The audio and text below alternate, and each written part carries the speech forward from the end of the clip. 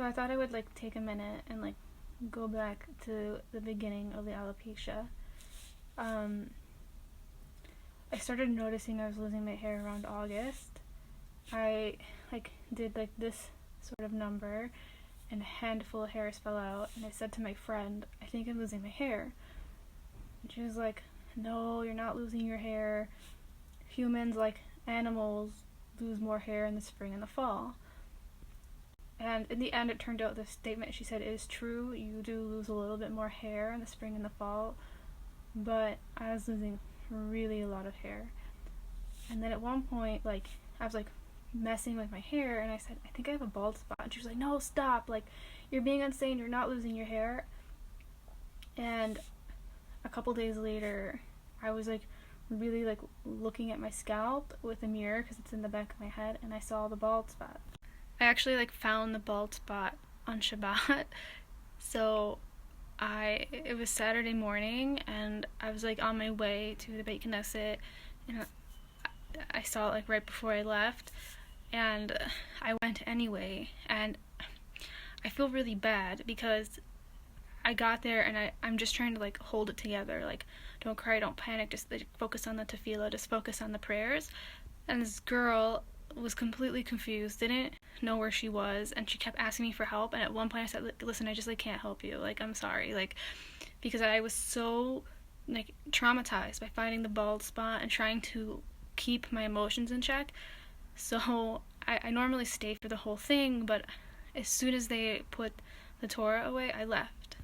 So I went home and just like watching the clock, like just trying to like drain out the Shabbat. And I was like debating on whether or not to go to Mincha or not, because I like just like really wasn't in the mindset. But at the same time, like I wouldn't be staring at the clock. So I went, and Mincha was fine, but I go to a Syrian Beit Knesset, so in between Mincha and Aravit, there's first Shira Torah, and then there's singing. They do like all the singing. So I was like, you know what, like anyway, like the singing will be like really uplifting, and it will distract me from all of this whatever's going on. And I'm sitting there, and at some point, like when I'm not actively participating in something, I just start daydreaming, like I'm no longer there, and I just started bawling.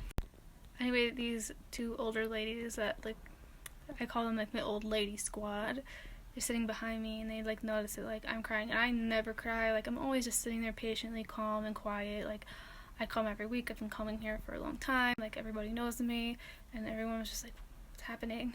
And like I'm really like trying to hide it, because at this point the synagogue was so packed and full of people. Like either I sit there and I cry with just these like old ladies seeing me, or I walk through everyone and everyone's gonna know like something happened. So I just like sitting there, like I can't go anywhere, like so anyway, once Aravit started, like I was able to focus on the tefillah. Like this is like one, like I said, if I'm like actively participating in something, like I can put aside my emotions. So just sitting there listening to the music like really wasn't so helpful.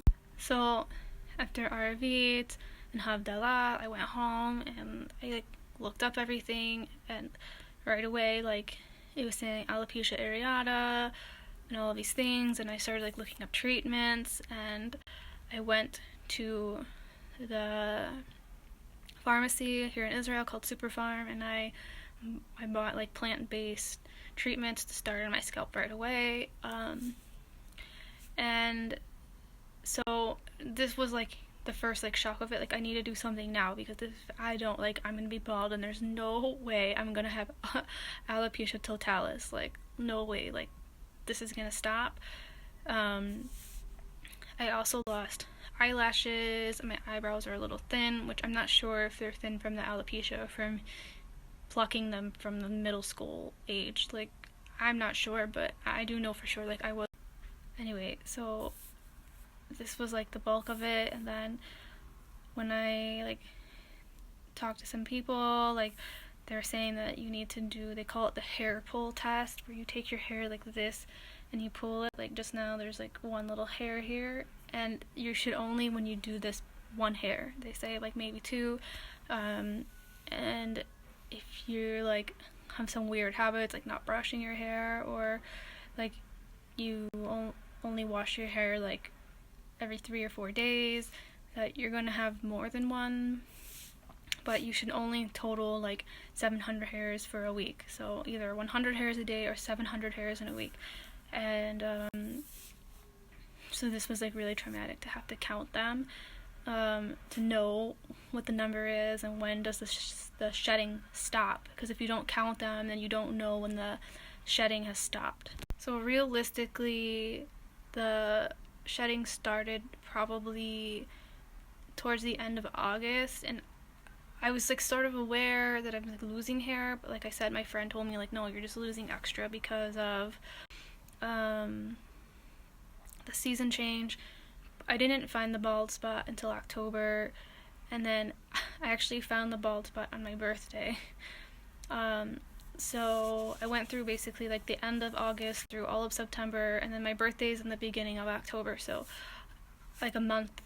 It took 1 month for me to like, until I found the bald spot and like really like understood my hair was falling. The shedding stopped, I would say, in November. So from the end of August till the beginning of November, my hair was in the state of shedding, and then it stopped in November. So this beginning period of time, we'll call it like the state of shedding, and I'll go through in another video the shampoo and the scalp treatments that I used, and we'll talk in another video about the state of regrowth and the things I did to promote the growth.